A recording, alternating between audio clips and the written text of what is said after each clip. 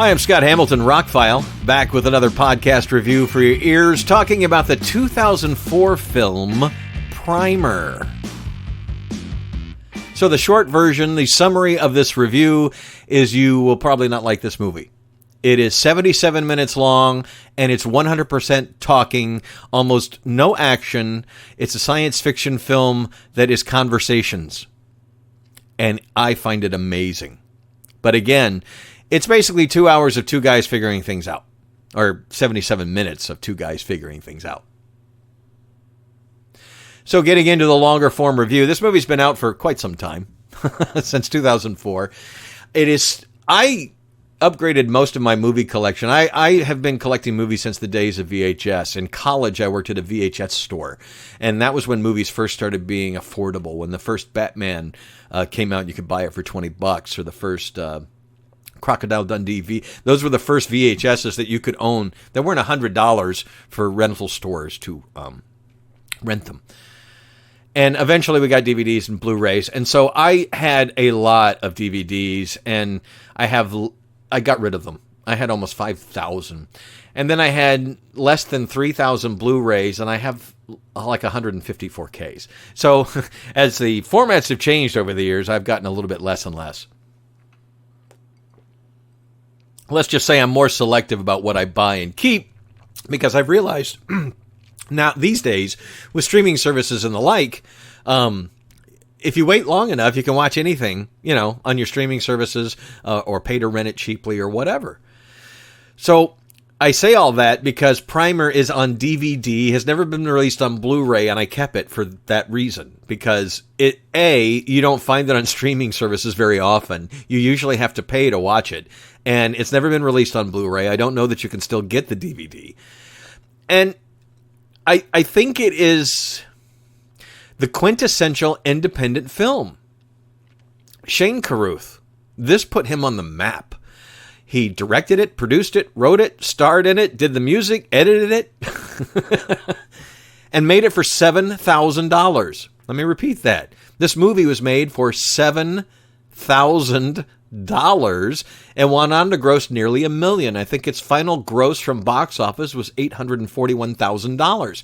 Well, if you only put $7,000 in, you get $841 back. That's a pretty good, that's a pretty good return on your investment by like 800%. And he went on to other things, but in his career, he's made very few movies, and people have said amazing things about him, not just me. After this, he made Upstream Color, which came out 9 years later. He starred in a movie 2 years ago that he didn't direct, but he did produce. And he's working on something new, and that is about his career. Steven Soderbergh, in an interview, said that I view Shane as the illegitimate offspring of David Lynch and James Cameron. That's big words. Those are two fine film directors. So, Primer, getting back to the movie. It was shot on like consumer grade video equipment. That's why it's on DVD, and it looks fine. I upconverted it to 1080p. It does have a bit of a Dolby old-fashioned surround sound track, but it's mostly conversations and brains. It's a smart film that I had to watch twice just to get all the nuances and the little things that were going on. It are two guys who obviously have scientific backgrounds, and aside from their day jobs, they have a garage where the two of them and two other guys get together and they try and create things to try and make $1 million, try and get them sold, try and do something so they don't have to keep working for the man, And we find this out in the first conversations. It's basically guys talking about what they're doing and how they're going to go forward and everything. But we focus on the two guys, Shane's character and his co-star played by David Sullivan. And David has another idea about some things they've been working on and wants to take it another direction, but they want to do it on their own so they don't get laughed at and that kind of thing. And not to give too much of the movie away, but they basically discover time travel. Oops. That's not what they were working on, but the science that they were working on led them to this conclusion, and they tested it, and it appears to be real. That's where things start getting confusing. But again, if you've watched Star Trek all your life and you're fine with people spouting technical babble as as in a script to explain scientific ideas to get them across to you, and you are fine with that as exposition in a movie, well, then you'll be fine with this film. But if you're looking for something where they eventually get lasers and shoot each other and things blow up, it's nothing like that at all. It's, again, two guys having to deal with something that turns out to be much bigger than them. And what they worry about and the things they talk about. More is talked about than seen, but that, again, it's an amazing script. Watching it for the first time in years, I am just blown away by the writing. That everything they say, there's not a wasted word in that script. Everything leads to something. Everything might mean something else. Everything is a hint or a clue to something. It is an incredible script. I liken debut scripts from good writers just like a debut album from good bands. You know, you work all your life to get to this point, and it's obvious. You have taken time to craft this into perfection. But they couldn't get it funded, so they made it on their own with credit cards, and it took off. Back in the day, Siskel and Ebert gave it a great review. It went on to make almost $1 million on a $7,000 budget. It's definitely worth watching. But that being said, it's a lot of talking, and there are a lot of fantastic elements in the film, but it's not like you see glowing things and these 2001 scapes while they fly through space to different times. It's nothing like that. Things blink. That's about it. And they run into themselves or that kind of thing. But it's nothing, Everything is done through words. Everything... It is DIY filmmaking at its best. It feels like a movie. He lingers on dramatic scenes. They have interesting conversations. The music is good. The drama works. It just, if they had had a little bit more money and could have put a little razzle-dazzle into the film, maybe added a few scenes of some actual science fiction stuff going on, then this movie would have been huge.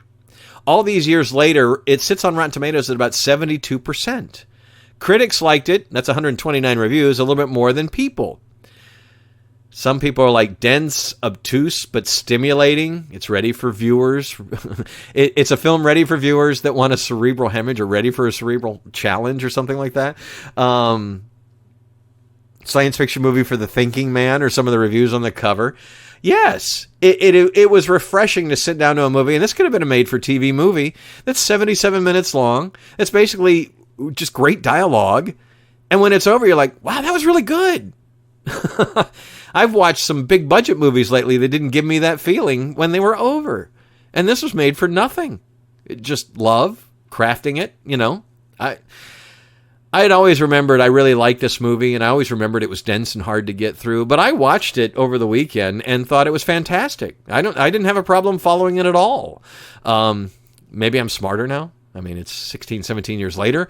I'm definitely more movie acclimated than I was back then, even though I've been a diehard movie fan all my life. But the film, it's two guys in various garages, car parks, outdoors, on park benches, having conversations about this stuff, getting excited about this stuff, and you get excited about it. And the way things are described, the way things are explained, you have a clear picture of what's going on without them having to show it to you. They do it so well. This is an amazing, amazing film to this day.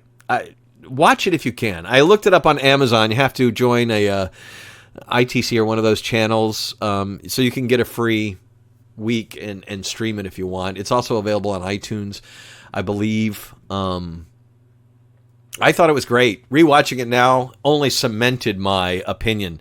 Studio Canal eventually, Think Film and IFC Films, eventually released it. So you would think it would have gotten a wider release. But in 2004, we were waiting on Matrix sequels that were coming. This wasn't exactly what people were looking for, so it did the art house circuit and things like that. But it would be interesting to hear some scientists talk about this movie, because some of the themes and some of the ideas that are brought up are actual scientific hypotheses about that kind of thing.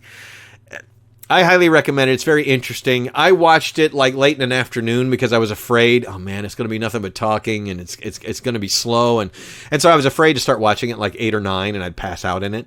So I started it late afternoon and got through it and was ready to watch something else. I mean, I was energized when it was over because it was so well made. Again, the dialogue, the script is so good. The acting is really good for considering the budget.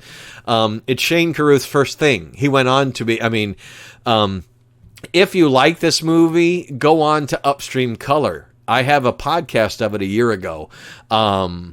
Very strange film, but if you like David Lynch movies, you would like Upstream Color. He said in 2019, when I was researching the last movie he was in, The Dead Center, which he just stars in, and he produced, but he didn't write or direct. And he said at that time that he was working on something massive. That it would be the ultimate thing, and when he was done, he would just leave the movie industry. That would be it. He would be done. And it's 2 years later, and that hasn't come to fruition. We haven't heard anything. If you've ever seen Looper, Rian Johnson actually reached out to him, and they discussed time travel, gave him some notes. He didn't work on the script per se, but they consulted him, because he had done so much research for Primer. I'm glad I kept this DVD. I'm glad I kept it in the collection. I will watch it again one day. It is a testament to somebody loving something so much they got it made. No money, no budget. I'll star in it myself. I'll edit it myself. I'll do all the effects. I'll do everything myself. And he did.